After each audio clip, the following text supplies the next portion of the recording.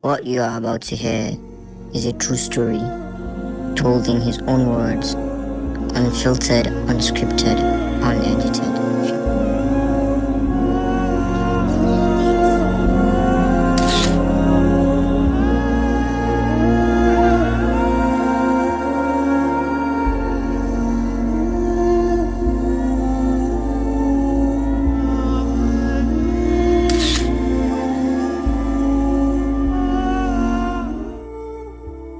My name is Yaseer Hamis, and I'm here with. We are here with Yaseer Hamis. Alright, my first question for today is, who is Yaseer Hamis? That's a very deep question. But before I answer your question, I need to ask you something first. Do you want to know about the half truth about who is Yaseer Hamis, or the full truth about who he really is? Well, your listeners out there will want to hear the full truth. That's both. Both. You want to know the half truth and you want to know the full truth. Yes. Okay, let's start with the half truth. Alright. The half truth is what most people see, because people mostly they only see what's on the outside. They don't know what's on the inside. Like when you look at someone, maybe you say, I want to be like this person, or maybe this person, he has it all, he doesn't have any problem in his life, he has the best clothes, the best parents, he's good financially, like he has it all. So that's the half truth that people know about me. Yeah. From the beginning of my life, Yeah. my parents, for me, my parents are the best parents in the world. Because what they did to me is, you can't reward that kind of a thing in this life. Only the one that created us, he's the only one that can reward that kind of thing. So I was this boy, the half truth. Yeah. This all on this half truth. I was this boy that I was pampered from the beginning of my life. Yeah, at the beginning of my life, my dad was there for me. I don't know the value of nothing. Like all this, he gave me so many expensive things, you understand? But I take them for granted. He used to tell me that these things we are seeing, they are not for free. Money is hard to get. But still, I understand him at that time. But I was young. My brain was too small to understand that whole phrase. Yeah. You understand?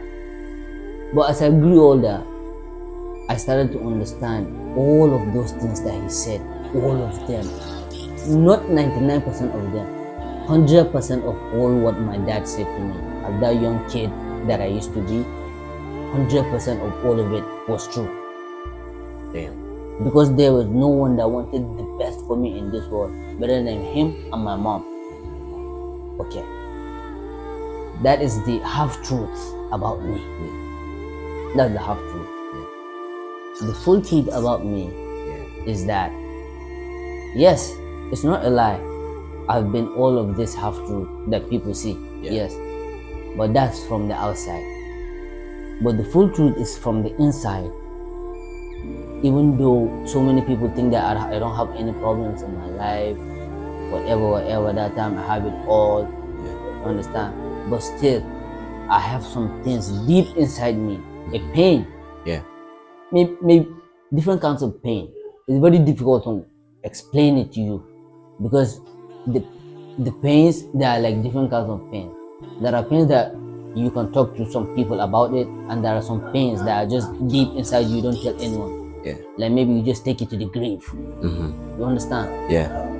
So on the other side, people are seeing this person that doesn't have any problem in his life. But on the inside, every day, me and myself, I'm having a battle with myself every day. Because I started to understand that world that doesn't exist, I create it in my head. Yeah. And all of these things, if you ask me, how are you creating it? You can't put that stuff in a book, in any book. Like, me to tell you that how am I doing that kind of thinking, because it's not me that's doing the thinking. That thinking is there for a reason. It's It's pictured there for it's been there from the day that I was born. It's there for a reason. So from the beginning, I thought I was crazy. I thought I was crazy because people are looking at this person, this guy that is a happy guy, bro. From the inside, I'm in pain because this overthinking. So yeah. I thought I was crazy. Because the reason why I thought I was crazy was that there are my friends, they are beside me, right? So I realized that we are not thinking the same. Yeah. Because for them, like maybe for example, if I have a conversation with you, if I have a conversation with you right now, like the way we are having right now, like before I go to sleep now, I mean now. Yeah, I understand. Before I go to sleep now, my brain is going to repeat this conversation 100 times in my head. It will keep repeating this conversation, and in a way, that's a punishment. Yeah.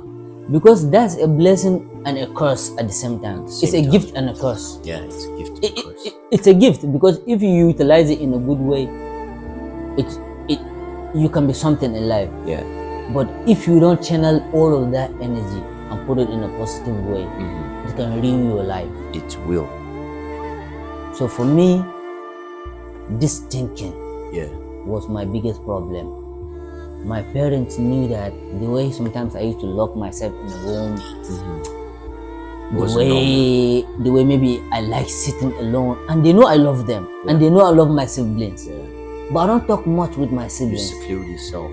So it got to a point that some people, like if for example, if we have a visitor at home, like maybe if a visitor came, maybe or some relatives, maybe if they came at that time, they will think that maybe I'm not that too friendly with my family, but they know that I'm a very kind and soft person to people outside. Because to people outside, I'm the softest and the kindest person in my community where I grew up. Everybody knows me for that. Everybody. So back to this thinking. This thinking got me step by step into making bad decisions, because what that thinking brings, the damage that it does to me, that thinking.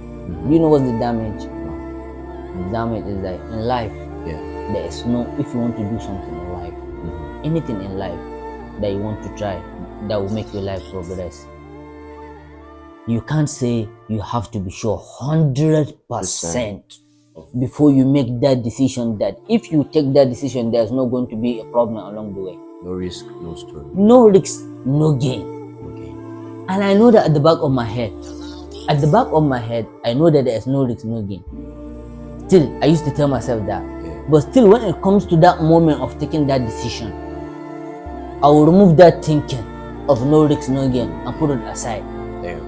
Then insecurity will step in.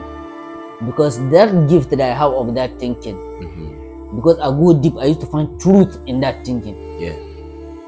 So, but that gift, it came with this curse. And the curse is that so many times I'm going to make bad decisions because that gift came with insecurities, and that insecurity is not willing to take any risk, just playing it safe.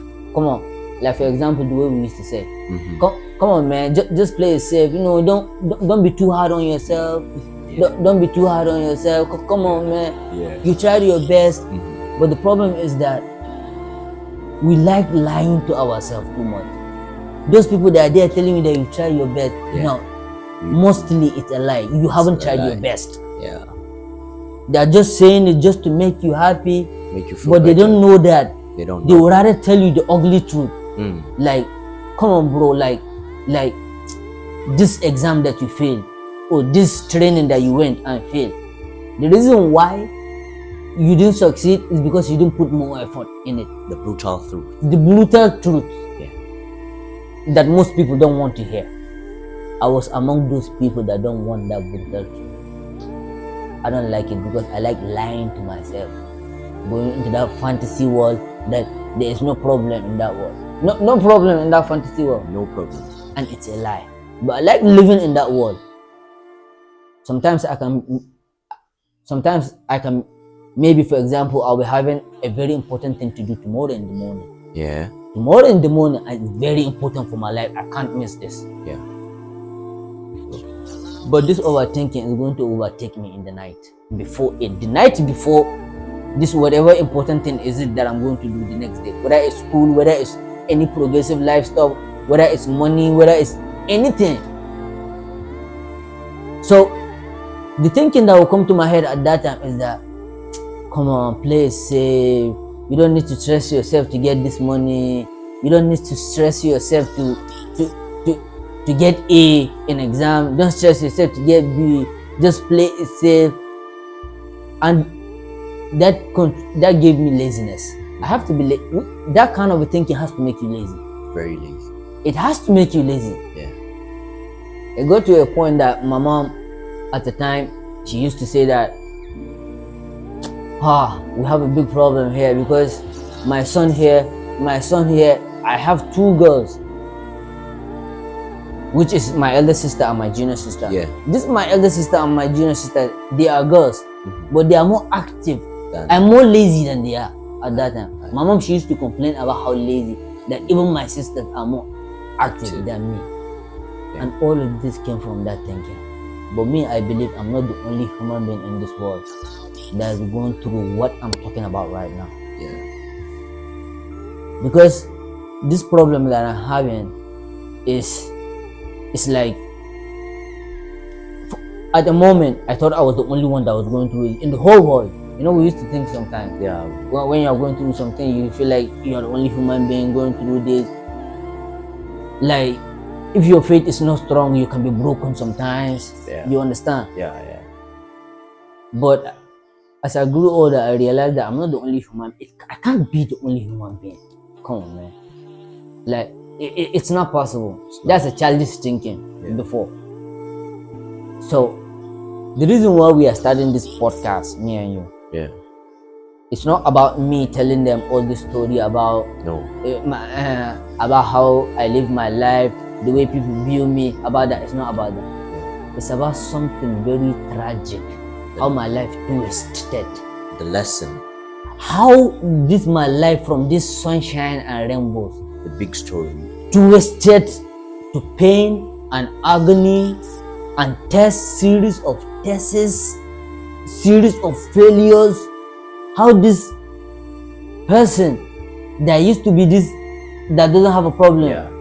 turned to this human being that's full of problem.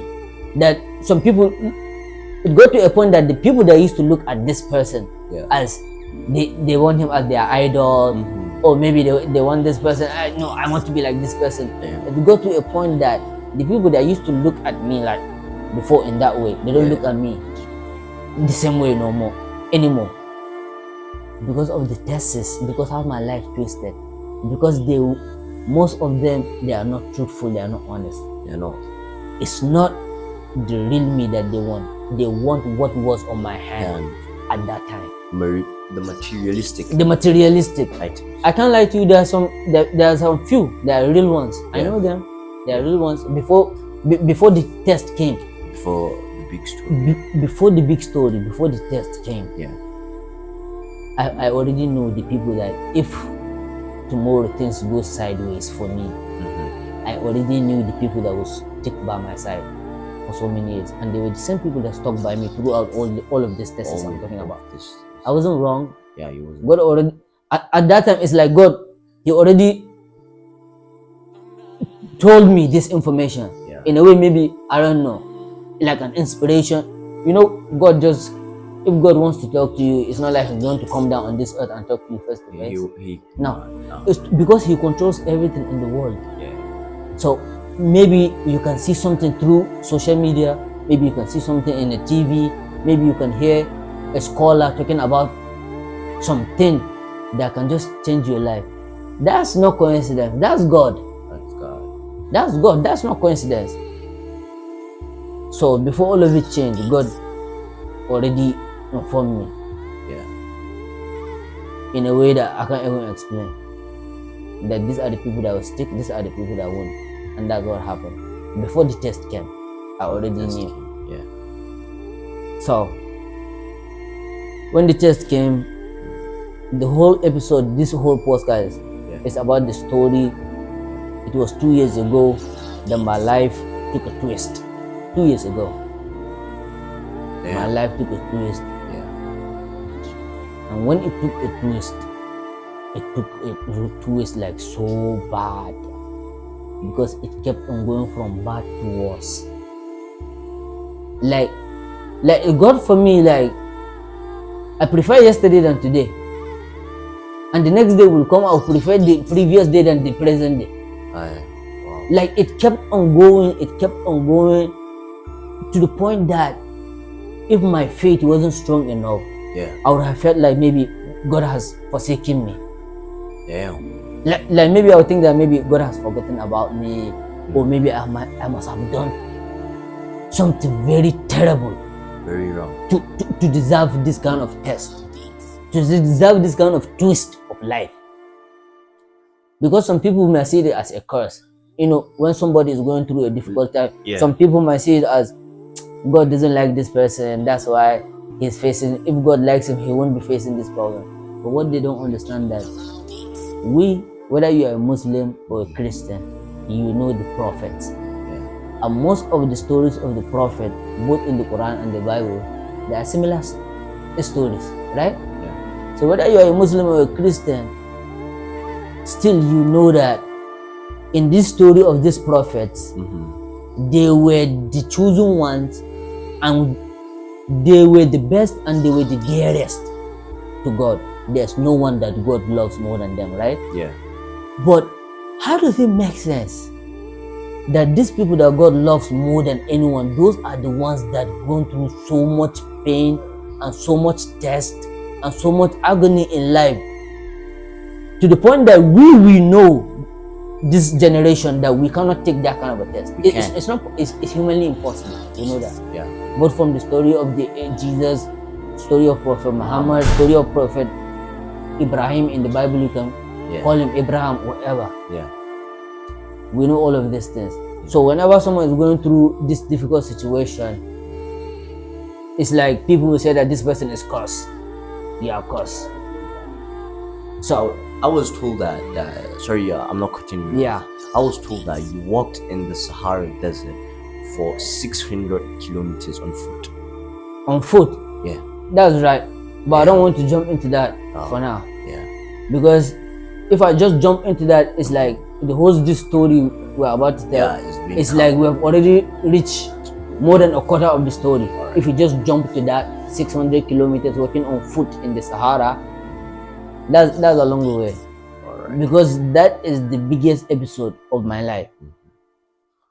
That's the worst pain I've been. All your listeners out there don't know is what really happened.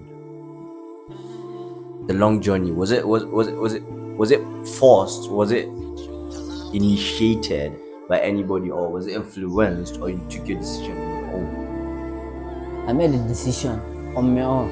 Wow. On my own. So the day you crossed that line, yes, what was the exact moment you said, I'm going?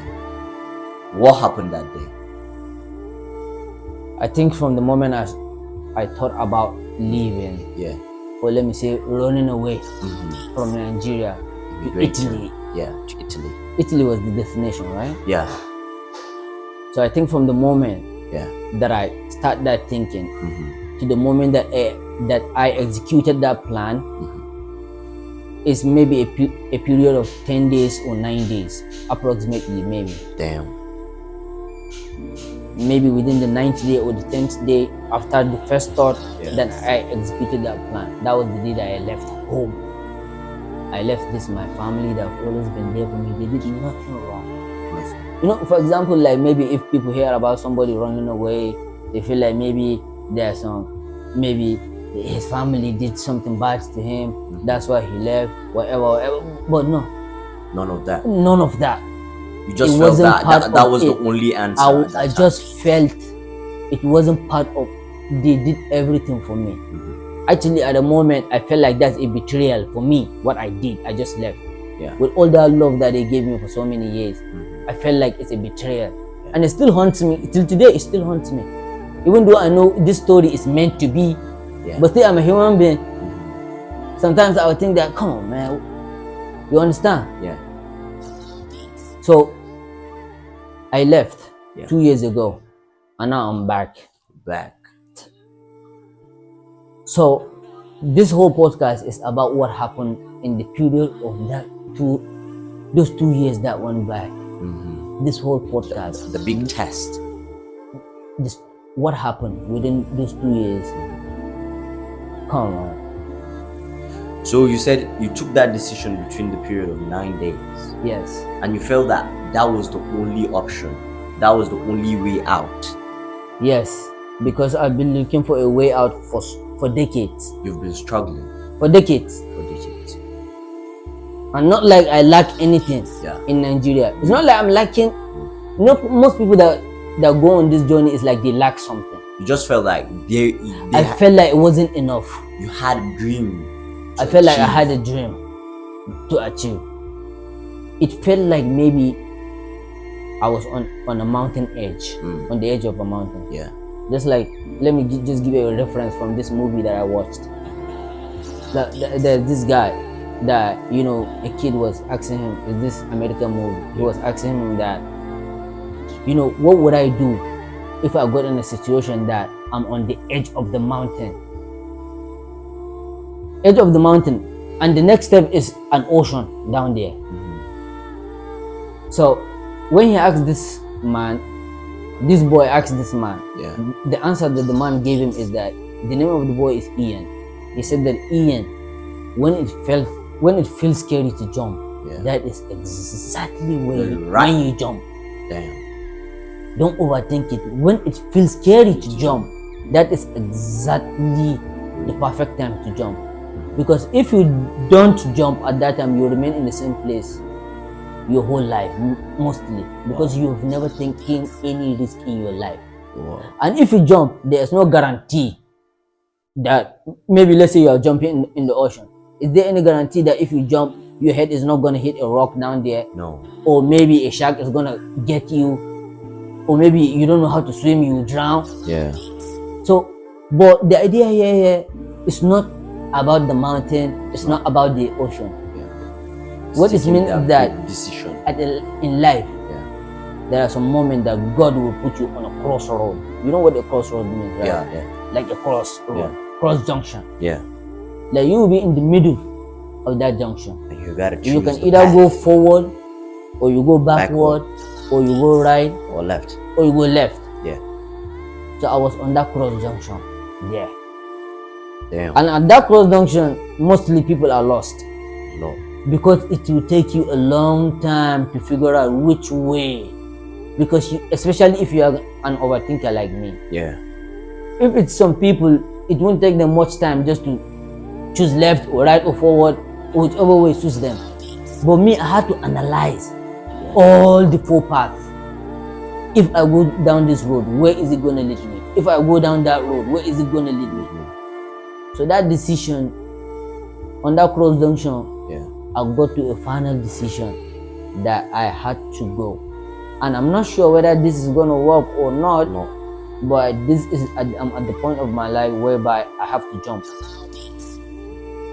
And that jumping got me into A whole lot of stuff. like, for example, you know, they said that, come on, you know how to take risk. Yeah. Take risk. Mm-hmm. Huh? Mm-hmm. But when you take your first risk in your life, Yeah. when you take your first risk in your life, Yeah. if you are not strong enough, you are not going to take any more risks in your life. That's the end. Because 90% of the time, mostly what's going to happen on that first risk Yeah. is you are going to be utterly, like, what you are going to go through is incomprehensible to so many people. You are the only one that can. Like, for example, the way I talk to you now with this passion, is the passion that comes out of me naturally, because I've been in these experiences. So you that I'm talking to, you cannot understand 100%. whoever is it that is listening to me, it's not going to understand me 100%. I am the only one that can understand what I've been through 100%. Yeah. And that's life.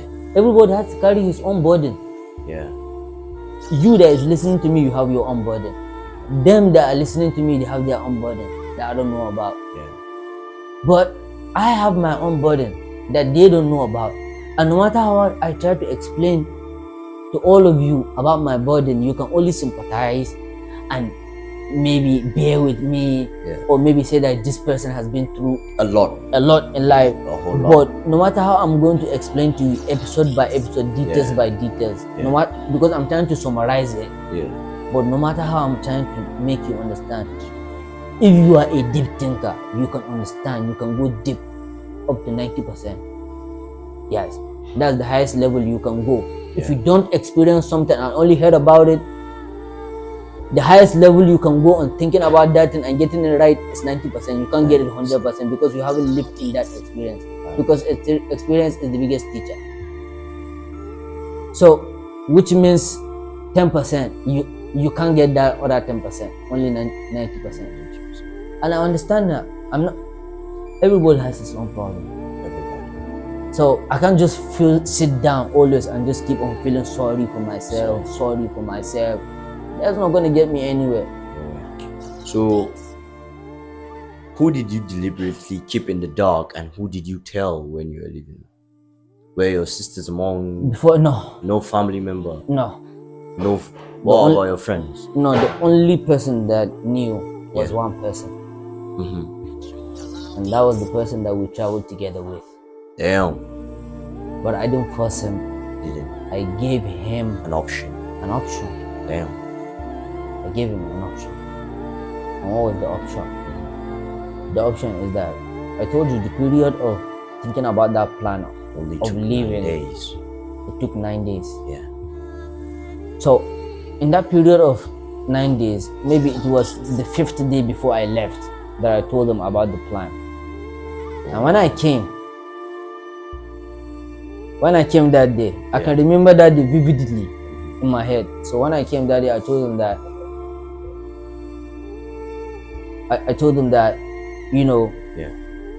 I'm leaving. He said, where are you going? I told him that I'm going to Italy. He said, how is that possible? You are here. You got no passport. I have a passport, but it's like he knew that. Where's the money? I had no money. I was a student at that time. The visa, whatever process, it was crazy. It was crazy. So I told him that I have it all figured out. He said, what's the plan? I told him that I'm not going to tell you about the plan today, but I can tell you that tomorrow or the next day. But all I'm going to ask you is that, are you going or not? Because, and I can't promise you that if we go, it's all going to be sunshine and rainbow. It's going to be easy. I can't promise you that. Just to clear my conscience. So I told him that I'm going, but I'm not forcing him to go with me. But at least it's good to have someone you know in a world that you don't know. Nobody. You know nobody in that world. So he said, okay, he's down. He said that he's down because, me and him, even him, he's among the type of friends that I have that we can talk about going around the world together. You understand? He have that kind of a, dream. Yeah. So he was down 100%. He said he's down. Wow. So that's why me and him, we've been through a lot of shit together. A lot. And that's all written, whether you believe it or not. So walk me through the decision to sell the car, because I was told the first sign or the first decision you took was after going to Italy was selling the car. Whose car was it? And what was the car worth in your family? The car was my mom's car. Damn. It was my mom's car. It's a Hyundai. We call it Hyundai in Nigeria, right? Yeah. But the real pronunciation they say is Hyundai. Hyundai, yeah. So however you call it, Hyundai, whatever. It was a Hyundai. I forgot the model, but it was a very nice car. It was a push start. You understand? It had no key. It had that remote, but Yeah. this, So it was a nice car.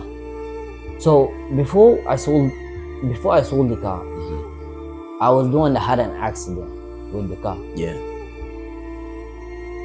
So then the car got a problem, which means, and the car, most of the cars parts, Yeah. you can't get them easily. You have to send for it, Yeah. At And that it took, time. and Yeah. it took time. So the car was parked for a while. So before that period of 10 days that I told you of making that decision, Yeah. I knew that the car was coming back from where they took the car. Yeah. From the mechanic. Yes, I knew the car was coming back because the car was. It was just at home, just sitting there. The mechanic, Yeah. they came and just got the car, fixed everything and brought it back. Yeah. So when the car got back, I looked at the car through my window. You opened the Yeah, through the window of my room. I saw when they brought back the car. I just looked at the car. When I looked at the car, the first thought that was in my head Yeah. was, yeah, this is your ticket.